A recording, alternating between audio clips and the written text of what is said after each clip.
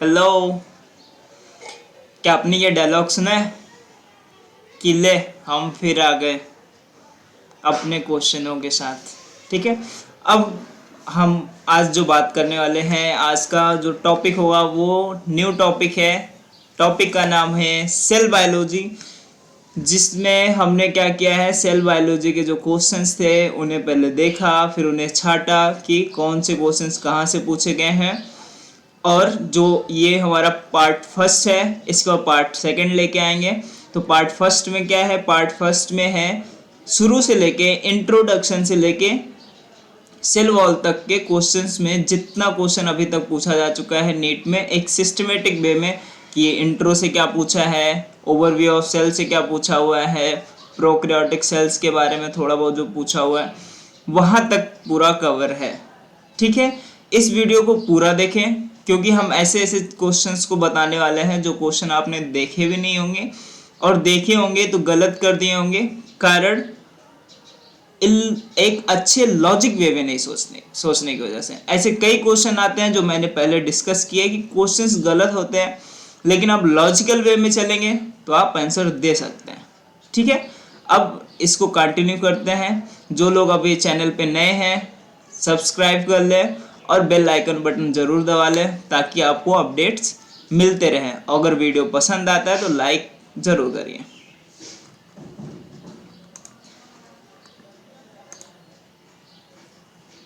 जैसे कि मैंने बोला था, आज का हमारा टॉपिक क्या है, सेल बायोलॉजी के बारे में।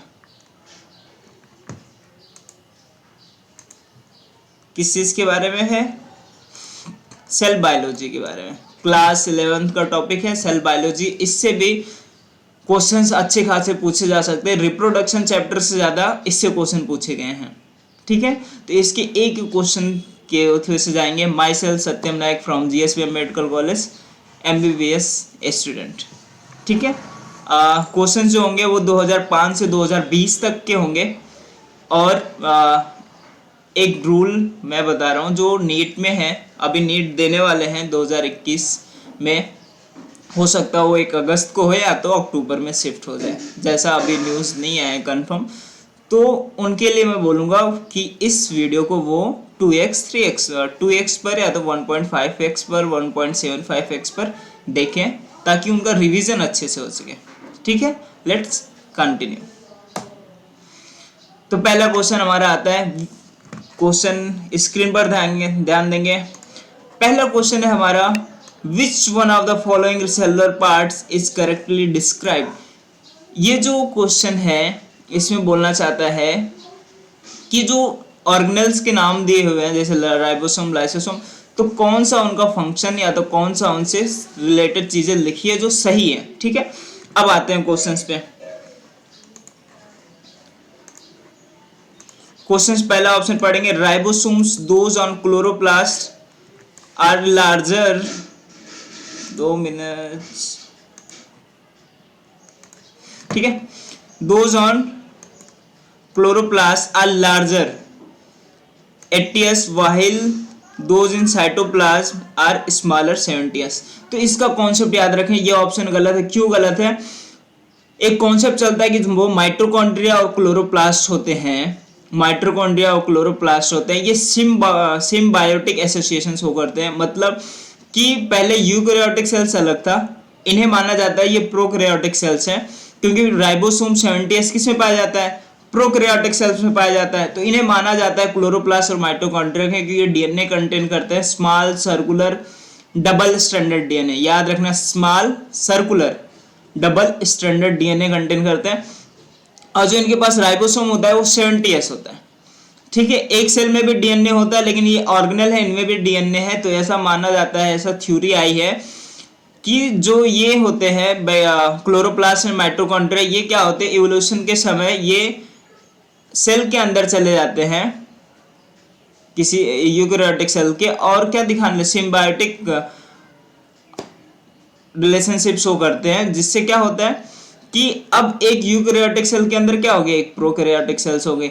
अब हमको पता है प्रोकैरियोटिक सेल्स में क्या होता है, 70s राइबोसोम्स होता है, और सर्कुलर डीएनए होता है, तो इसमें क्या है, small circular DNA, double stranded and 70s, मतलब ये क्या शो कर रहा है, प्रोकैरियोटिक फीचर शो कर रहा है। तो यही क्लेम किया है साइंटिस्ट ने कि जो माइटोकॉन्ड्रिया क्लोरोप्लास्ट है वो लगभग प्रोकैरियोटिक सेल्स होते हैं। समझ में आया ना? तो ऑप्शन हमारा फर्स्ट गलत है। क्यों गलत है समझ में आया?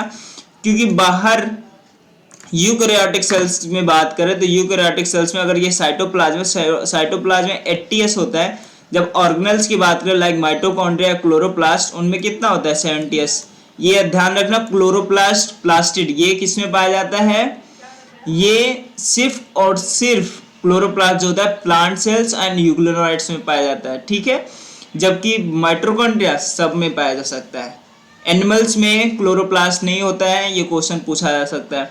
सेकेंड ऑप्शन पढ़ेंगे, lysosome optimally active at pH of about 8.5, गलत। लाइसोसोम जो होता है ये हाइड्रोलिटिक एंजाइम्स कंटेन करते हैं जो एक्टिव कब होते हैं, एसिडिक पीएच पे, ठीक है। याद रखना एसिडिक पीएच होना चाहिए तभी वो एक्टिव रहेंगे, ठीक है। तो ये ऑप्शन भी अपना गलत हो गया। Third option, thylakoids flattened membrane sacs forming the grana of chloroplast, हमको नहीं पता है, अभी थर्ड ऑप्शन छोड़ देते हैं। फोर्थ ऑप्शन क्या है, central sites for active RNA synthesis, गलत। एक्टिव आरएनए सिंथेसिस कहाँ होती है, न्यूक्लियोलस में होती है। कहाँ होती है, न्यूक्लियोलस में होती है, ठीक है। लेकिन सेंट्रियोल्स क्या होते हैं, सेंट्रियोल्स हेल्प करते हैं सेल डिवीजन में। क्यों? क्योंकि यही क्या बनाते हैं, स्पेंडल फाइबर। स्पेंडल फाइबर क्या होते हैं, स्पेंडल फाइबर होता है जब मेटाफेज का वो आता है, जब मेटाफेजिक प्लेट बनती है तो उसको सेपरेट करना होता है क्रोमोसोम को। तो क्रोमोसोम अगर मान लेते हैं ऐसे क्रोमोसोम है तो इनको सेपरेशन का काम कौन करता है, तो ये सेंट्रियोल्स का काम होता है। स्पेंडल फाइबर्स बनाते हैं जो सेपरेट करते हैं। अब सेंट्रियोल्स बता दें, सेंट्रियोल सिर्फ और सिर्फ एनिमल सेल्स में होता है और ये प्लांट सेल्स में नहीं होता है। एक और पॉइंट याद रखो कि जो सेंट्रियोल्स है, राइबोसोम्स है, ये दो ऑर्गेनेल ऐसे हैं जो नॉन मेम्ब्रेनस, ठीक है, डबल मेम्ब्रेन बाउंड ऑर्गेनेल नहीं है ये, ठीक है। राइबोसोम और सेंट्रियोल्स ये डबल मेम्ब्रेन बाउंड ऑर्गेनेल नहीं है, ठीक है। डबल मेम्ब्रेन बाउंड ऑर्गेनेल कौन कौन से हैं, लाइसोसोम है, माइटोकॉन्ड्रिया है, एंडोप्लाज्मिक रेटिकुलम है, वैक्यूल्स है, प्लास्टिड है, ये सब क्या डबल है। जबकि राइबोसोम और सेंट्रियोल्स क्या है, डबल मेम्ब्रेन बाउंड ऑर्गेनेल्स नहीं है। क्वेश्चन अब यहाँ पे देखते हैं, ऑप्शन हमारा कौन सा सही हुआ, ऑप्शन ऐसे बचा थर्ड जो सही है, लेकिन हम उसको कंफर्म करेंगे कि क्यों सही है। ये क्या है, क्लोरोप्लास्ट का डायग्राम दे रखा है मैंने, प्लास्टिड का, ठीक है। अब प्लास्टिड के अंदर अगर हम देखेंगे तो ऐसे सैक्स लाइक जो स्ट्रक्चर्स होते हैं उन्हें बोलते हैं थैलेकोइड, ठीक है। अब जब यही थैलेकोइड 3, 4, 5 या है तो ऐसे कई सारे नंबर में हो जाते हैं तो उन्हें बोलते हैं ग्रेना। क्या बोलते हैं, ग्रेना, ठीक है। मतलब ये पूरा स्ट्रक्चर हो गया ग्रेना, जबकि ये सिर्फ स्ट्रक्चर एक क्या हो गया, थैलेकोइड हो गया, ठीक है। तो ऑप्शन पे आते हैं थर्ड वाले, thylakoids flattened membranes sacs forming the grana of chloroplast, सही है। ये क्या होता है, फ्लैटेंड है, देखा ना एकदम फ्लैट थे मेम्ब्रेनस सैक्स हैं और क्या बना रहे हैं, ग्रेना ऑफ क्लोरोप्लास्ट। ग्रेना कैसे बना रहे हैं, जब कई थैलेकोइड मिल जा रहा है तो उसे क्या बोल रहे हैं, ग्रेना। समझ में आया क्या, ठीक है। क्वेश्चन नंबर फर्स्ट, मैंने क्वेश्चन नंबर 7 ऐसे ही आगे रख दिया था। अब क्वेश्चन नंबर फर्स्ट से हम देखेंगे, सभी ध्यान से सुनेंगे। कीपिंग इन व्यू, ये एनसीईआरटी के बाहर का क्वेश्चन है और ये पूछा हुआ था 2008 में लगभग। Keeping in fluid mosaic model for the structure of cell membrane, ठीक है, which one of the following statements is correct with respect to movement of lipids and proteins from the one lipid monolayer to other. मतलब कहना क्या चाहता है कि fluid mosaic model में जो फ्लिप फ्लॉप मूवमेंट होता है उसके बारे में कौन सा आंसर सही है। अब फ्लिप फ्लॉप मूवमेंट क्या होता है पहले ये समझ लेते हैं। फ्लिप फ्लॉप मूवमेंट का मतलब है कि एक लेयर से कहाँ जा रहे हैं, दूसरे लेयर की तरफ। देखो फ्लिप फ्लॉप, ये लिपिड मॉलिक्यूल यहाँ था, ठीक है। अब ये क्या किया, अपने डायरेक्ट सीधा अपोजिट वाले साइड से क्या किया, सीधा चेंज हो गया। इसे बोलते हैं ट्रांसवर्स मूवमेंट। ट्रांसवर्स मूवमेंट बोले या तो फ्लिप फ्लॉप मूवमेंट बोले। मतलब मान ले ऐसे था, दो उंगलियों को देखेंगे, ऐसे था, दो उंगलियां ऐसी थी, फिर कैसे होंगी, ऐसे। तो ये छोटी वाली उंगली, ये छोटी उंगली कहाँ थी, ऊपर थी, अभी कहाँ गई, नीचे चले गई। तो इसे बोलते हैं फ्लिप फ्लॉप मूवमेंट, ठीक है। तो फ्लिप फ्लॉप मूवमेंट जो होता है वो सिर्फ और सिर्फ लिपिड शो करती हैं, और वो भी बहुत कम शो करती हैं, प्रोटीन एकदम नहीं शो करती हैं। ठीक है, तो अब क्वेश्चंस पे आ जाते हैं, ऑप्शंस पढ़ेंगे। While protein can flip flop, lipids can not. गलत। कौन फ्लिप फ्लॉप कर सकता है? लिपिड कर सकती है, थोड़ा बहुत कर सकती हैं, जबकि प्रोटीन्स तो एकदम नहीं कर सकती हैं। प्रोटीन लेटरल मूवमेंट कर सकती हैं, क्यों? क्योंकि फ्लूइडिटी ऑफ लिपिड्स की वजह से। लेटरल मतलब इस तरह से शिफ्ट कर सकती हैं, ये नहीं कर सकती कि डायरेक्ट अपने कॉन्फ़िगरेशन को चेंज कर दें, अप्स एंड डाउन हो जाएं। ठीक है, ऑप्शन सेकंड देखेंगे, neither lipids nor proteins can flip flop. नहीं, थोड़ा बहुत लिपिड करती है, मैंने बताया था, बाकी प्रोटीन नहीं करती हैं। Both lipids and protein. गलत। While lipids can really flip flop, proteins can not. तो हमारा ऑप्शन कौन सा सही है? फोर्थ ऑप्शन सही है। याद रखो, क्योंकि ये बहुत पहले पूछा हुआ है, तो हो सकता हो एक बार रिपीट कर ही देंगे। ठीक है, question number 2, the main arena of various type of activities of cell is. Main arena क्या होता है? जैसे कोई गेम खेलते हैं तो एक एरिना फिक्स होता है जहां पे बहुत सारे लोग उतरते हैं, तो वो मेन एरिना हो गया, मतलब वहां पे कंसंट्रेशन ज्यादा है। इसी तरह सेल्स में क्या होता है? सेल्स में भी, यूकैरियोटिक सेल्स में कॉम्प्लेक्स कंपार्टमेंटलाइजेशन होता है। इसका मतलब क्यों? क्योंकि इसमें इतने सारे सेल ऑर्गेनल होते हैं कि कंपार्टमेंट बन जाते हैं। ठीक है, अब जो क्वेश्चन है हमारा उसे ध्यान से पढ़ेंगे। The main arena of various type of activities of cell is. Answer nucleus, plasma membrane, mitochondria, cytoplasm. Answer cytoplasm है। क्यों साइटोप्लाज्म है, न्यूक्लियस क्यों नहीं है? क्योंकि साइटोप्लाज्म में वेरियस एक्टिविटीज चलती हैं, मेटाबॉलिज्म, एनाबॉलिज्म। अब साइटोप्लाज्म असलियत में होता क्या है, बच्चों को यही नहीं पता होता है।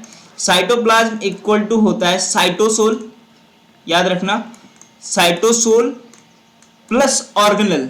क्या? Plus organelle. ठीक है, ये होता है साइटोप्लाज्म। तो मतलब साइटोप्लाज्म के अंदर क्या आ गया? न्यूक्लियस के भी न्यूक्लियोप्लाज्म आ गए, जो पूरा ये ऑर्गेनल्स हैं, like mitochondria, endoplasmic reticulum, Golgi apparatus, ribosome, ये सब कहाँ आ गए? साइटोप्लाज्म के अंदर आ गए। ठीक है, तो ये ऑर्गेनल्स और ये साइटोसोल मिलके क्या करते हैं? बहुत सारे फंक्शंस करते हैं। लाइक अगर रिस्पिरेशन की बात करें तो माइटोकॉन्ड्रिया तो पूरा उसी में इन्वॉल्व रहता है। और जो ये हम बात करें डार्क रिएक्शन, ये कहाँ होता है? स्ट्रोमा में ही होता है डार्क रिएक्शन। लाइट रिएक्शन तो वहाँ पे थैलेकॉइड्स में होता है, ग्रेना में होता है, लेकिन डार्क रिएक्शन कहाँ होता है? स्ट्रोमा में होता है। तो ये सब क्या है, किस चीज़ में हो रहा है? साइटोप्लाज्म में होता है। साइटोप्लाज्म जो होता है साइटोसोल प्लस ऑर्गेनल्स। ठीक है, अब एक बार क्वेश्चन पूछा था ग्लाइकोलिसिस कहाँ होता है? ऑप्शन थे साइटोसोल, साइटोप्लाज्म और माइटोकॉन्ड्रिया, ऐसे ऐसे ऑप्शन थे। तो ग्लाइकोलिसिस कहाँ होती है? ग्लाइकोलिसिस होती है साइटोसोल में। ठीक है, साइटोप्लाज्म में आंसर इसलिए नहीं गया क्योंकि ऑप्शन साइटोसोल था। ठीक है, फिर उसका जो प्रोडक्ट होता है वो एंटर होता है माइटोकॉन्ड्रिया के अंदर, फिर चलता है हमारा ऑक्सीजन वाला एटीएस सिस्टम। ठीक है, तो ऑप्शन समझ में आया कौन सा ऑप्शन सही है? ऑप्शन साइटोप्लाज्म वाला सही है, फोर्थ ऑप्शन। अब आते हैं एनसीईआरटी में किस लाइन से ये क्वेश्चन बना हुआ है, क्योंकि मेरा काम है हर लाइन दिखा दूंगा, जितने क्वेश्चन पूछे कहाँ से किस लाइन से उठ रहे हैं, ताकि क्वेश्चंस गलत होने के चांसेस कम हो जाएं। बस आप जुड़े रहिए इस चैनल से। ठीक है, अब क्वेश्चंस की बात करते हैं। ये हाईलाइटेड पॉइंट देखेंगे। The cytoplasm is the main arena of cellular activities in both plants and animal cells.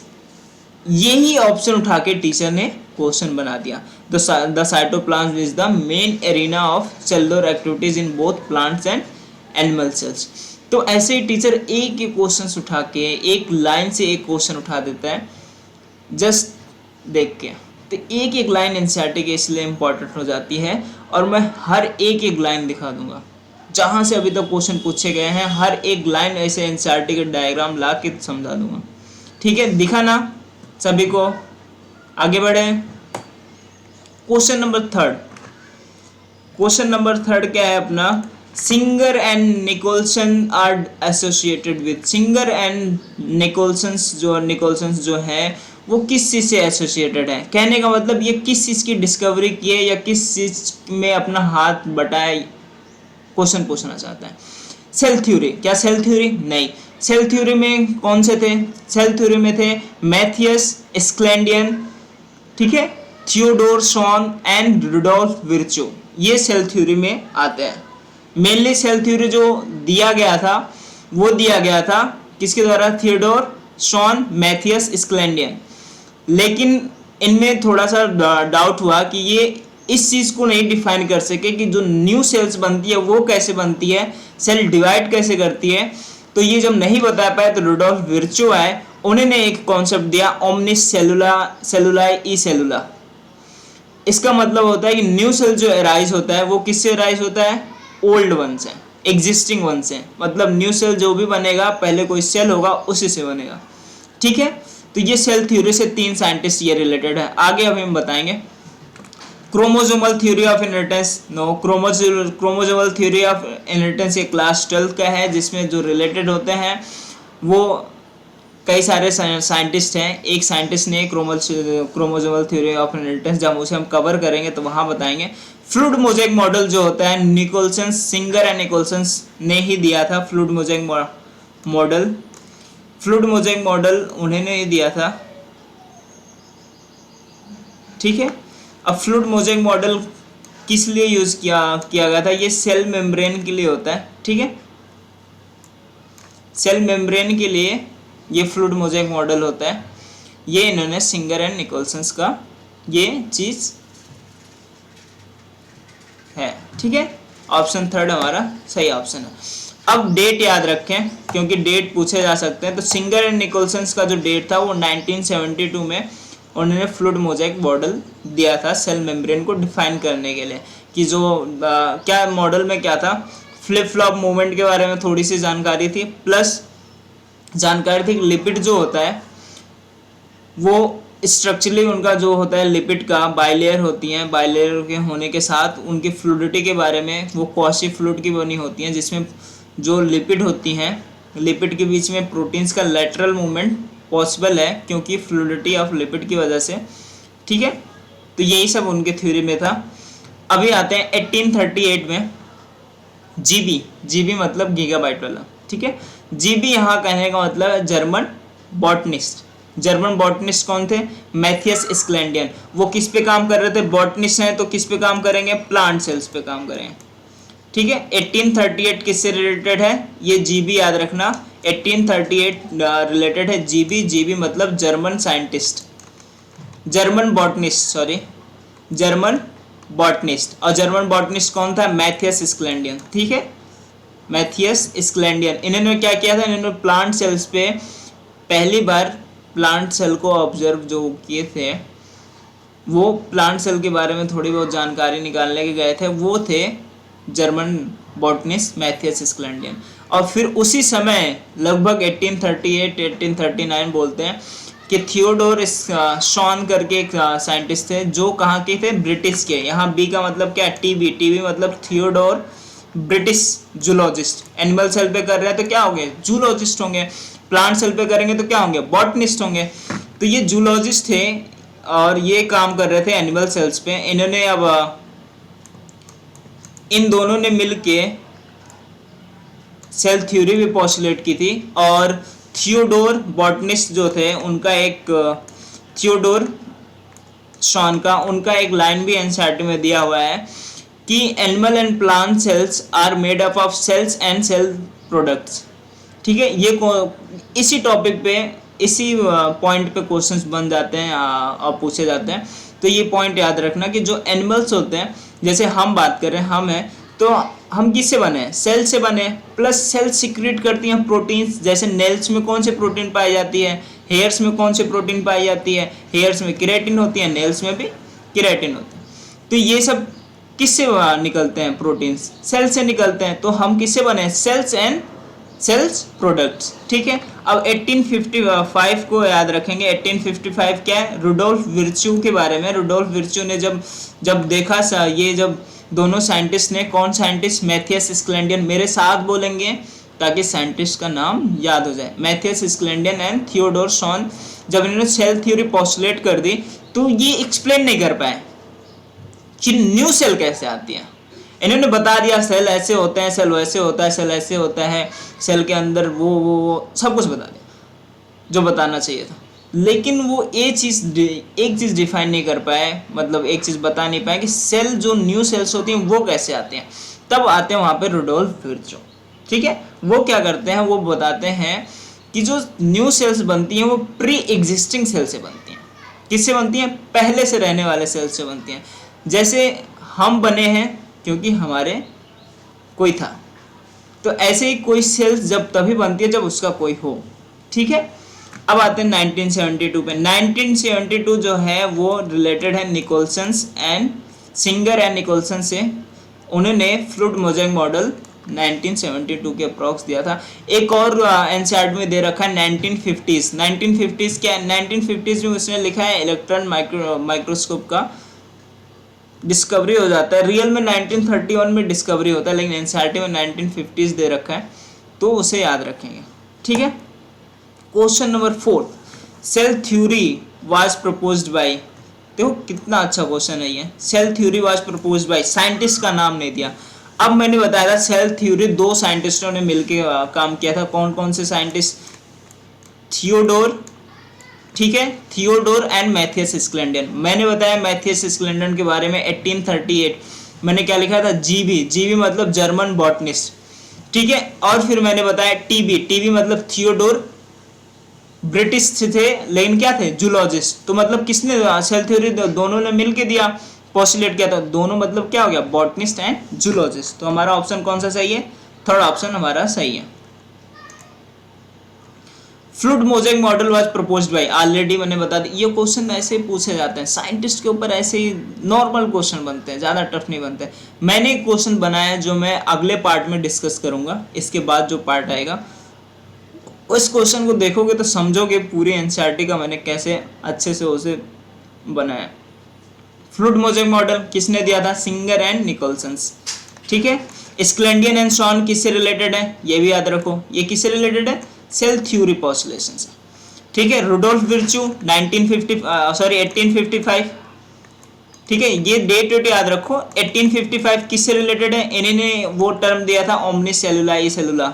मतलब ओमनिस मतलब होता है, ओमनिस सेलुला ई सेलुला का मतलब होता है प्री एग्जिस्टिंग सेल से कोई न्यू सेल्स बन रही है। ई मतलब होता है फ्रॉम, याद रखना। ई जो होता है, ये ई जो होता है, जैसे लैंग्वेजेस में अलग अलग लैंग्वेज होते हैं, जो ओमनिस सेलुला ई सेलुला है उसमें जो ई का मतलब होता है फ्रॉम। ठीक है,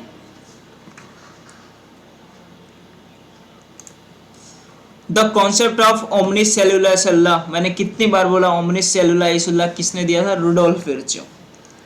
तो हमारा ऑप्शन कौन सा होगा? Rudolf Virchow, option first. अब दूसरी बात पूछे, थियोडोर शॉन ने क्या किया था? थियोडोर शॉन ने और स्क्लेंडियन ने मिलकर सेल थ्योरी पोस्टुलेट की थी। थियोडोर शॉन कौन था? एक ब्रिटिश जूलॉजिस्ट थे। टीबी याद रखो, टीबी मतलब थियोडोर ब्रिटिश थे और इन्हें एनिमल सेल पे काम किया, तो इसलिए क्या थे? ये जूलॉजिस्ट थे। तो थियोडोर क्या थे? ये जूलॉजिस्ट थे और इन्हें ये एक लाइन बोली थी, लाइन को याद रखना कि plant animals body are made up of cells and cell products. ठीक है, स्क्लेंडियन ये कहाँ के थे? मैंने बताया जीबी जर्मन बॉटनिस्ट थे और इन्होंने प्लांट सेल पे थोड़ा बहुत काम किया। एरिस्टोटल, इनके बारे में आगे पढ़ेंगे। Cellular organs with membranes are, cellular organelle जो ऐसे ऑर्गेनल जिनके पास मेम्ब्रेन्स हैं। तो मैंने क्या बताया? राइबोसोम को छोड़ दो और सेंट्रियोल को छोड़ दो, सब के सब क्या डबल मेम्ब्रेन ऑर्गेनल वाले हैं। ठीक है, अब ऑप्शन में जहां जहां राइबोसोम होगा उस ऑप्शन को काट देना। हम आंसर नहीं खोजेंगे, हम ये देखेंगे राइबोसोम और सेंट्रियोल्स किस में है। राइबोसोम दिखा मतलब ये ऑप्शन गलत है, राइबोसोम दिखा मतलब ये ऑप्शन गलत है, राइबोसोम दिखा मतलब ये ऑप्शन गलत है। क्या मुझे सारे ऑप्शन पढ़ने की जरूरत पड़ी? मुझे क्वेश्चंस नहीं आ रहा था, मुझे बस इतना पता था कि राइबोसोम्स एंड सेंट्रियोल्स ये जो होते हैं ये डबल मेम्ब्रेन बाउंड ऑर्गेनल नहीं है, ये मेम्ब्रेन बाउंड ऑर्गेनल नहीं है। तो बस जब हमें दो ही चीज याद है, सेंट्रियोल्स एंड राइबोसोम्स, तो उसके बाद हमको याद करने की भी जरूरत नहीं है लाइसोसोम, माइटोकॉन्ड्रिया, प्लास्टिड, वैक्यूल्स, ये सब याद करने की जरूरत नहीं। दो चीज याद रखो, दोनों अगर किसी ऑप्शन में दिखते मतलब वो ऑप्शन नहीं है। समझ में आया ना? ऐसे ही कई क्वेश्चन है, मैं बताऊंगा क्वेश्चंस का अप्रोच कैसे करना चाहिए। जैसे इस क्वेश्चन में बच्चे एक एक लाइन पढ़ना चालू कर देंगे, तो वो अप्रोच गलत है। जब हमको पता है हमारा कॉन्सेप्ट कि राइबोसोम किसी में ऑप्शन है तो गलत काट दो, सेंट्रियोल किसी में उसको हटा दो। ठीक है, समझ में आया? Which one of the following is not an inclusion body found in prokaryotes? अब ये क्वेश्चन आता है, Which one of the following is not an inclusion body? Inclusion body मतलब होता है include मतलब समझा है ना? Include मतलब इकट्ठा करना। इसी तरह से जैसे हमारे बॉडी में ग्लाइकोजन स्टोर होता है, इसी तरह से प्रोकैरियोट्स में सबसे बड़ा कॉन्सेप्ट याद रखो, सिंगल सेल जो काम करता है वही हमारी बॉडी में काम करती है। सिंगल सेल में वो सिंपल होता है और हमारे बॉडी में कॉम्प्लेक्स है। जैसे हमारे स्टोरेज के पास क्या है, ग्लाइकोजन, वो कहाँ स्टोर होता है, लीवर में होता है, एक ऑर्गन हो गया। अब इनके अंदर भी कुछ ना कुछ स्टोर होता होगा, भाई इनको भी भूख लगती होगी, ऐसा भी होता होगा इनको खाना ना मिलता हो तो भी इनको सरवाइव करने की जरूरत है, तो वो कहाँ से करेंगे, जो चीज स्टोर रहती है। जैसे घर में कुछ खत्म होता है तो कहाँ से मंगाते हो, स्टोर हाउस से। इसी तरह से लीवर में ग्लाइकोजन स्टोर रहता है। जब बॉडी के अंदर सफिशिएंट या खाना वाना नहीं खाते हैं तो बॉडी के अंदर सफिशिएंट एनर्जी नहीं पहुंचती, तो लीवर से ग्लाइकोजन कन्वर्ट हो जाता है ग्लूकोज में। ठीक है, इसे बोलते हैं ग्लाइकोजिनोलिसिस, ग्लाइकोजन का टूटना।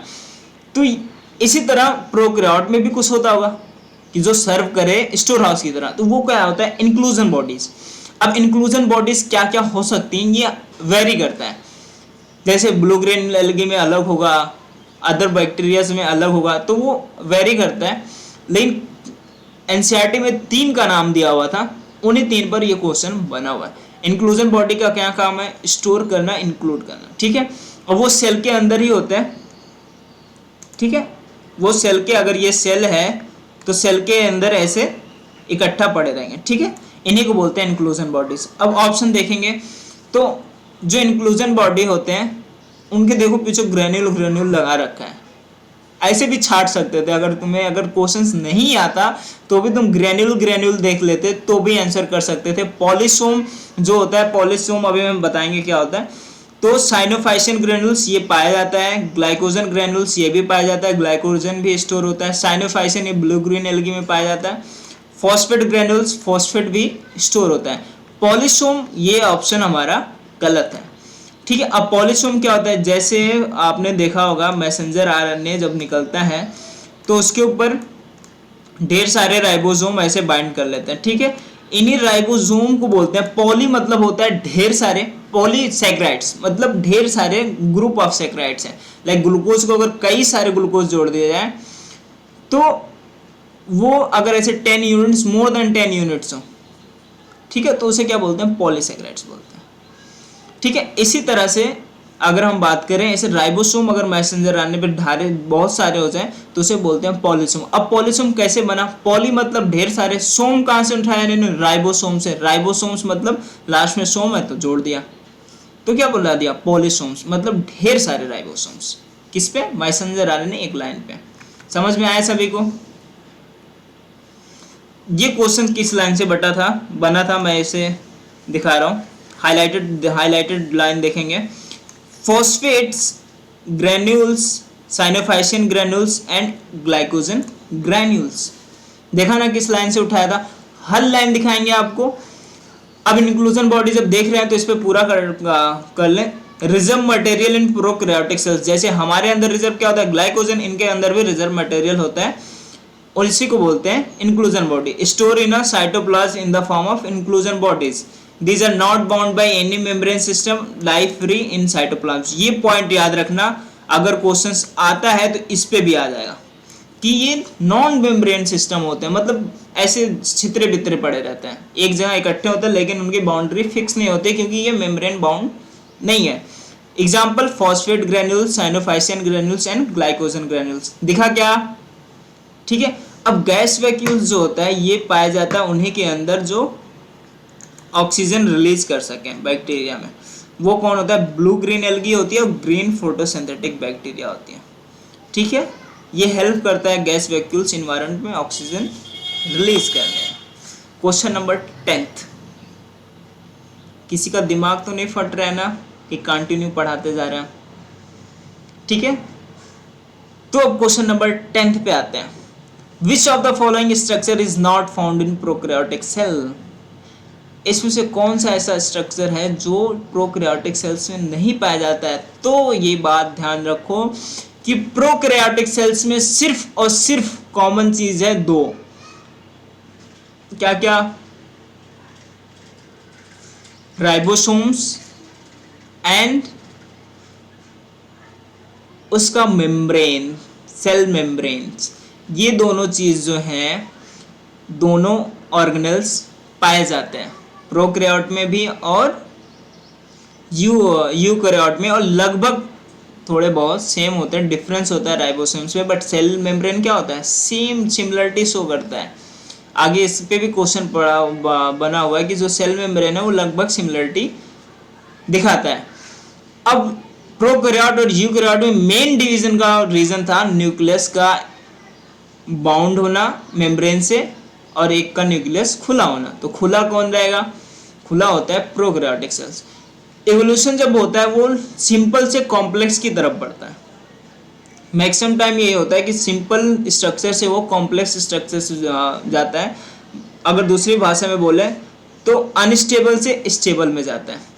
तुमने देखो बैक्टीरिया में म्यूटेशन जल्दी हो सकता है, वहीं हमारे सेल्स में म्यूटेशन थोड़ा रेयर होता है। कारण ये सिंपल था, ये कॉम्प्लेक्स हुआ, ये अनस्टेबल था, ये स्टेबल हुआ।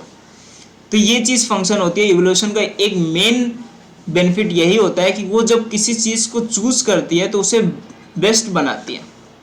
ठीक है, अब प्रोकैरियोटिक सेल्स में क्या नहीं पाया जाता? मेसोसोम्स। मेसोसोम प्रोकैरियोटिक सेल्स के एक ऐसा पार्ट है जो बहुत ज़्यादा इंपॉर्टेंट है। वो हेल्प करता है किसमें?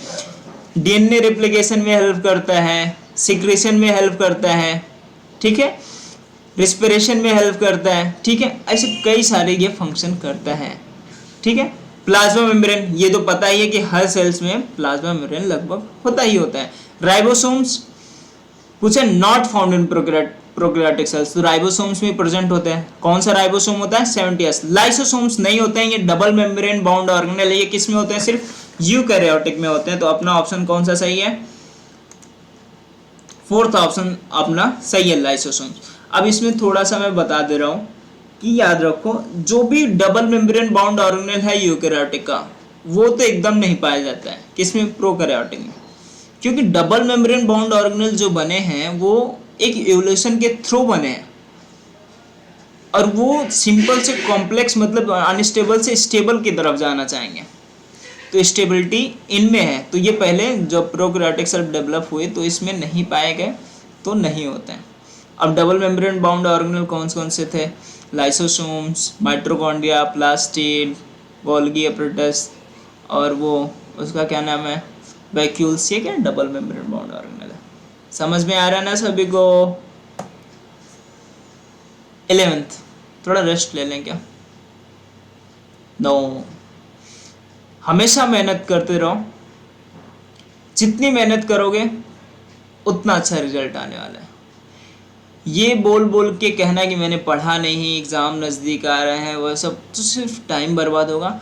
अभी से लग जाओ, अभी बहुत टाइम है कि तुम नीट अच्छे से क्रैक कर सकते हो। अभी तो नीट संभवतः टलने के भी चांसेस बन रहे हैं। अगर टल जाते हैं तुम्हारे पास एक गोल्डन अपॉर्चुनिटी आ जाएगी कि तुम नीट को आसानी से क्रैक कर सको। ठीक है, सब तैयार है ना नीट क्रैक करने के लिए? ठीक, अब आते हैं क्वेश्चन नंबर 11th पे। Which one of the following is not constitute of?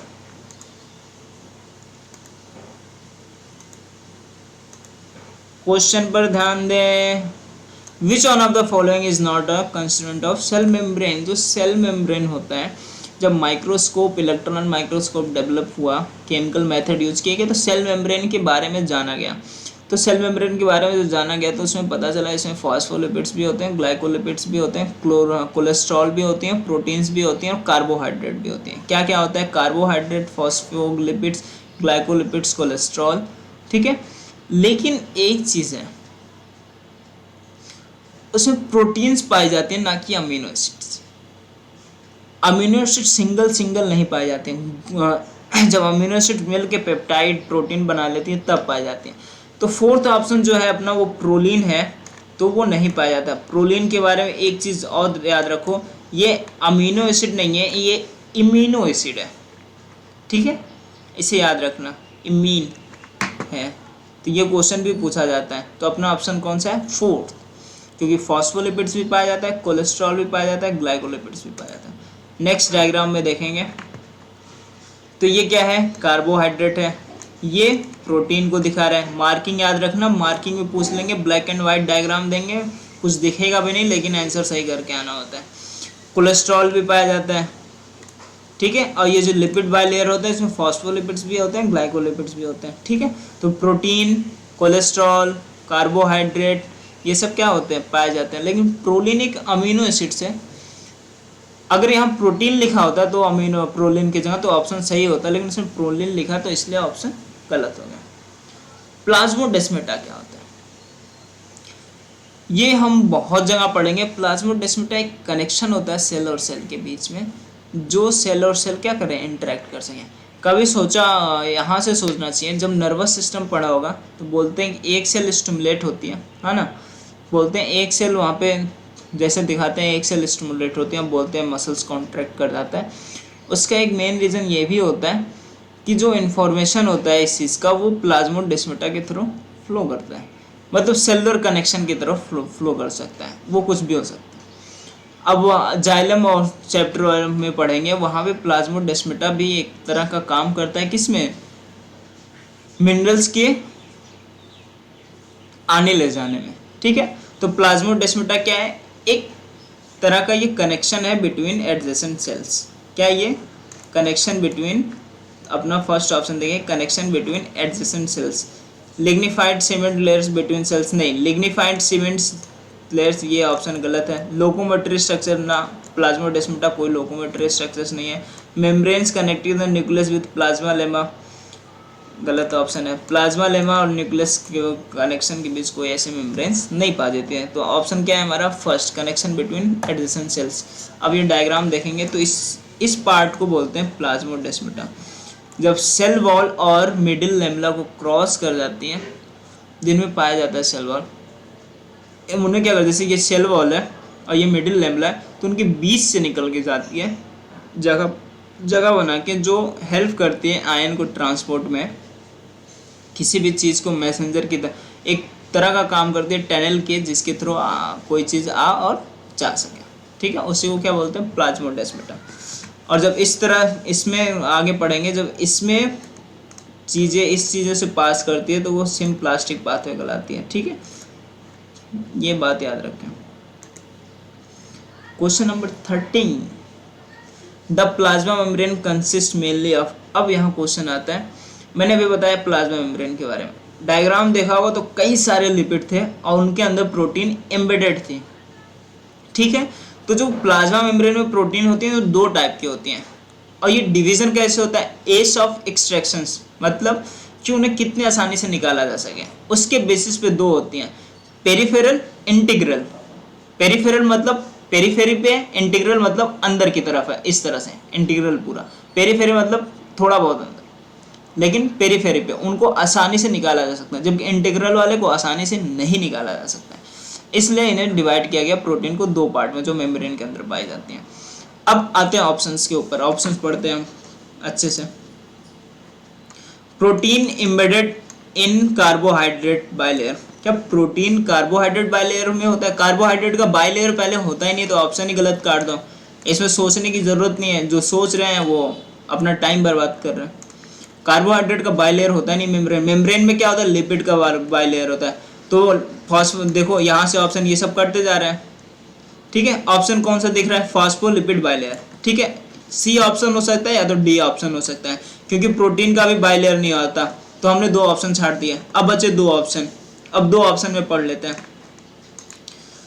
Proteins embedded in a phospholipid bilayer, सही बात है। प्रोटीन्स कहाँ एम्बेडेड होते हैं? फॉस्फोलिपिड बाइलेयर में होते हैं, ठीक है।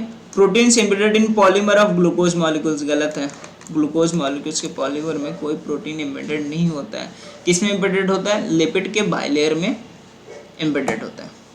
14th question number 14th, which one of the following structures between two adjacent cell is an effective transport pathway, ठीक है। क्वेश्चन पढ़े। आजकल एक गाना निकला है, बहुत ट्रेंड पे चल रहा है, मेरा यार हंस रहा है बारिश की जाए। तो इसका मतलब है जब वो रोएगा तो सूखा किया जाएगा, है ना। और सूखे में तुम भी धरा जाओगे भैया। तो भगवान से तो ये तो मत मनाओ कि मेरा यार हंस रहा है तो बारिश की जाए, नहीं तो रोएगा तो सूखा पड़ेगा, ठीक है। क्वेश्चन 14 पर ध्यान देंगे। Which one of the following structures between two adjacent cells is an effective transport pathway? तो अभी मैंने बताया था कि दो एडजेसेंट सेल के बीच क्या होता है, मतलब ये दो एडजेसेंट सेल्स हैं तो इनके बीच क्या एक कनेक्शंस होता है। किस चीज़ का कनेक्शन होता है? अगर ध्यान से देखेंगे तो ये जो गैप बन रही है वो किस चीज़ की बन रही है? प्लाज्मोडेस्माटा की बन रही है, ठीक है। तो आंसर क्या है अपना? प्लाज्मोडेस्माटा। प्लाज्मोडेस्माटा जो होता है वो हेल्प करता है दो सेल के बीच में ट्रांसपोर्ट को वो बनाए रखता है, ताकि एक सेल दूसरे सेल से क्या करे? इंटरेक्ट कर सके। जैसे जब हम पढ़ेंगे प्लांट्स जब पढ़ेंगे वो ट्रांसपोर्ट सिस्टम के बारे में, ट्रांसपिरेशन के बारे में, ठीक है, वहाँ प्लाज्मोडेस्माटा का भी रोल आएगा, क्योंकि वो हेल्प करता है मास ऑफ फ्लो जो होता है वो प्लाज्मोडेस्माटा के थ्रू होता है, सेल टू सेल्स चीज़ें मूव करती हैं, ठीक है। तो याद रखें। तो आंसर क्या है अपना? प्लाज्मोडेस्माटा, ठीक है। समझ में आया? Middle lamella is compose mainly of, अब आते हैं मिडिल लैमेला में। जो सेल वॉल होता है प्लांट्स में, अगर सेल वॉल की बात करें तो सेल वॉल में क्या होता है? ऊपर मिडिल लैमेला की रेडिंग होती है, और फिर प्राइमरी सेल वॉल होता है, फिर होता है प्लाज्मा मेम्ब्रेन। क्या क्या होता है? डायग्राम उस पर ध्यान देंगे स्क्रीन पे कि ये मिडिल लैमेला हो गया, तो ये प्राइमरी सेल वॉल हो गया। प्राइमरी सेल वॉल होने के बाद क्या? ये सेल मेम्ब्रेन है। अब प्राइमरी सेल वॉल जो होता है वो कैपेबल ऑफ ग्रोथ होता है, वो ग्रोथ शो करता है। तो धीरे धीरे क्या करता है? वो सेकेंडरी सेल वॉल को मेम्ब्रेन की तरफ बनाता रहता है, और धीरे धीरे ऐसा होता है कि प्राइमरी सेल वॉल लगभग गायब हो चुकी होती है, और सिर्फ क्या बचता है? Secondary cell wall. मतलब क्या हो गया? Middle lamella, secondary cell wall and ये सेल मेम्ब्रेन। ये जो मिडिल लैमेला होता है वो बना होता है, एनसीईआरटी में दे रखा है, कैल्शियम पेक्टेट का। तो हमारा आंसर क्या है? कैल्शियम पेक्टेट है। ऑप्शन हमारा है कैल्शियम पेक्टेट, ठीक है। ये डायग्राम ये मैंने दूसरी जगह से उठाया। ये होता है मिडिल लैमेला। ये देखो प्राइमरी सेल वॉल है, ठीक है, जो सेलुलोज, हेमीसेलुलोज, पेक्टिन्स, ये ध्यान रखना किस किस से बन दिखा रहे हैं। पेक्टिन्स दिखा रखे हैं, सेलुलोज, माइक्रोफाइब्रिल्स, हेमीसेलुलोज दिखा रखे हैं, ठीक है। तो प्राइमरी सेल वॉल इन्हीं लोगों से बना होता है, हेमीसेलुलोज, सेलुलोज, पेक्टिन, इन्हीं से बना होता है। ये हमारा प्लाज्मा मेम्ब्रेन है। अब यही प्राइमरी सेल वॉल धीरे धीरे क्या करेगी? हटेगी, तो यहाँ से सेकेंडरी सेल मेम्ब्रेन की तरफ बढ़ती जाएगी, ठीक है। तो उसे बोलते हैं सेकेंडरी सेल वॉल। क्यों? प्राइमरी पहले से ही थी, अब कोई चीज़ वही आ रही है, उसी तरह की आ रही है, सेल वॉल आ रही है। प्राइमरी सेल वॉल क्या थी? ये डिवाइड कर सकते थे, ग्रो कर सकते थे, तो ग्रोइंग वाली थी। अब जो आएगी वो रिजिड आएगी, नॉन ग्रोइंग आएगी। तो कौन सा नाम उसका रख दिया? Secondary cell wall. ये सब रटने वाले ही हैं, लगभग समझने वाले नहीं। Algae have cell wall made up of, जो एल्गी होता है उसका जो सेल वॉल होता है किस चीज़ का बना होता है? तो होता है cellulose, galactans, mannans and calcium carbonate भी होता है, ठीक है। ये भी याद रखना। कैल्शियम कार्बोनेट यहाँ नहीं रखा है, एनसीईआरटी में दे रखा है कि वो किससे बने होते हैं? कैल्शियम कार्बोनेट से भी बने होते हैं। तो हमारा ऑप्शन क्या है? सेलुलोज, गैलेक्टेंस एंड मैनेंस, ठीक है। तो हमारा ऑप्शन सेकेंड है। अगर यहाँ इतना ही याद होता है गैलेक्टेंस एंड मैनेंस, तो भी ऑप्शन छट जाता, क्योंकि किसी में था ही नहीं। In eubacteria a cellular component that resembles eukaryotic cell, eubacteria मतलब बैक्टीरिया, ट्रू बैक्टीरिया ऐसे बोलते हैं। Cellular component that resembles eukaryotic cells, तो मैंने बताया था कि eukaryotic cells and prokaryotic cells में एक स्ट्रक्चर जो होती है जो थोड़ी बहुत सिमिलरिटी शो करती है, वो कौन सी होती है? प्लाज्मा मेम्ब्रेन होती है। अब आंसर राइबोसोम्स भी हो सकता था कि दोनों में राइबोसोम्स पाए जाते हैं, लेकिन प्रोकैरियोट में 70S पाया जाता है, यूकैरियोट में 80S पाया जाता है। तो प्लाज्मा मेम्ब्रेन हमारा आंसर है। आंसर क्या है हमारा? सब प्रीवियस ईयर क्वेश्चन है, तो ध्यान रखो। अगर नहीं समझ में आ रहा है तो ये मेरे टेलीग्राम आईडी है, सॉरी ये मेरी इंस्टाग्राम आईडी है नीट के लिए, ये टेलीग्राम आईडी है। आप यहाँ पे डाउट भेज सकते हैं, आपके डाउट को अच्छे तरीके से सॉल्व करके हम समझाने की पूरी कोशिश करें, ठीक है। क्वेश्चन नंबर 18, अब प्रोटोप्लास्ट अब प्रोटोप्लास्ट क्या होता है? जैसे कोई सेल होती है, ये मान लेते हैं अपनी सेल है, तो उसकी कवरिंग होती है सेल वॉल, जो मैंने बताया था। अगर यही सेल वॉल हटा दी जाए तो उसी को बोलते हैं प्रोटोप्लास्ट। तो प्रोटोप्लास्ट क्या हो गया? प्रोटोप्लास्ट मतलब सेल विदाउट सेल वॉल, मतलब सेल मेम्ब्रेन होगा, ये ध्यान रखना, सेल मेम्ब्रेन नहीं जा रही है, क्या जा रही है? सिर्फ सेल वॉल जा रही है, तो विदाउट सेल वॉल। तो ऑप्शन फर्स्ट क्या है? Without cell wall. Without plasma membrane गलत, प्लाज्मा मेम्ब्रेन होती है। विदाउट न्यूक्लियस, न्यूक्लियस भी रहेगी। अंडरगोइंग डिवीजन, तो वो डिवीजन में जा सकती है। सेल वॉल का मेन फंक्शन याद रखना, वो जो सेल होता है उसकी शेप को मेंटेन करके रखता है। जैसे अगर कोई रिजिड चीज़ है, मान लो ये थाली है और थाली में पानी रखोगे तो क्या होगा? वो थाली का शेप ले लेगा। क्या वो थाली को छेद करके बाहर चला जाएगा? क्या नहीं ना। तो ऐसे ही सेल होती है, सेल भी फ्लूइड नेचर की होती है, सेल मेम्ब्रेन भी। तो वो क्या करती है, जब सेल वॉल ऐसे उसे घेर लेता है तो वो उसी में लगभग ऐसे जुड़ी रहती है, और सेल वॉल रिजिड होता है तो वैसे टाइट करके पकड़े हुए रहता है। तो सेल शेप जो होता है वो डिसाइड होता है सेल वॉल से। सेल शेप एंड स्ट्रक्चर जो मेंटेन रहता है वो किसकी वजह से होता है? सेल वॉल की वजह से होता है। ये क्वेश्चन याद रखना। One of the major component of cell wall of most fungi, most fungi, fungi का याद रखो कि जो फंजाई होती है उनमें जो सेल वॉल होती है वो काइटिन की होती है। किसकी से होती है? मेजर कंपोनेंट कौन सा होता है? काइटिन। तो ऑप्शन हो हमारा 19, ठीक है। अगर कोई भी डाउट हो या नेक्स्ट टॉपिक किस पे बनाए, आप कमेंट बॉक्स में बता सकते हैं। इसका नेक्स्ट पार्ट हम फिर जल्दी ही लाएंगे, ठीक है। और अगर आपको वीडियो अच्छा लगा तो लाइक, सब्सक्राइब और कमेंट ज़रूर करें। और कौन सा क्वेश्चन आपको अच्छा लगा, आपको नया लगा, उसे कमेंट बॉक्स में ज़रूर बताएं। Thank you. और अगली बार हमारा जो टॉपिक होगा वो होगा 8.5.3 to 8.5, ठीक है। Thank you. कोई भी डाउट हो आप, मैंने टेलीग्राम का लिंक भी नीचे डाल रखा है, इंस्टाग्राम का भी डाल रखा है, वहाँ पे आप भेज सकते हैं। वहाँ पे आपके डाउट का सलूशन, प्रॉपर सलूशन हम प्रोवाइड करेंगे, ठीक है। ये चैनल्स नेम है, आप सर्च कर सकते हैं, ठीक। Thank you. और अच्छे से पढ़ाई करो, अभी बहुत टाइम है। नीट को हराने में आराम से जीता जा सकता है, क्योंकि मुझे जो लगता है अभी बहुत टाइम है, कम टाइम नहीं है, इतना सफिशिएंट होता है। 1 महीने के अंदर तो MBBS फर्स्ट ईयर का सिलेबस ख़त्म हो जाता है, इतनी मोटी मोटी बुक है। तो NCERT तो इतनी पतली बुक है, ठीक है। तो अभी भी बहुत समय है, कोशिश करें और आप अच्छा स्कोर करेंगे, मुझे भरोसा है। किसी एक मोटिवेटर स्पीकर ने कहा था कि जब आप प्रॉब्लम में हो, जब आप नॉर्मली 2 घंटा काम करते हैं और जब आपको स्ट्रेस हो, आपको प्रॉब्लम हो, तो आपको 10 घंटे काम करने चाहिए ताकि उस प्रॉब्लम की सलूशन निकाल सकें। लेकिन अगर आप घंटे घटा देंगे, मान लीजिए नॉर्मल 2 घंटे आप काम करते थे, लेकिन आप प्रॉब्लम में हैं, स्ट्रेस में, उसके बाद 1 घंटे, आधे घंटे काम करने लगे, तो क्या होगा? स्ट्रेस लेवल और बढ़ेगा, प्रॉब्लम और बढ़ेगी। अगर प्रॉब्लम को सॉल्व करना है तो एक काम करिए, जब प्रॉब्लम बढ़े तो अपने हार्ड वर्क को बढ़ाइए, प्रॉब्लम अपने आप हार जाएगी, ठीक है। Thank you.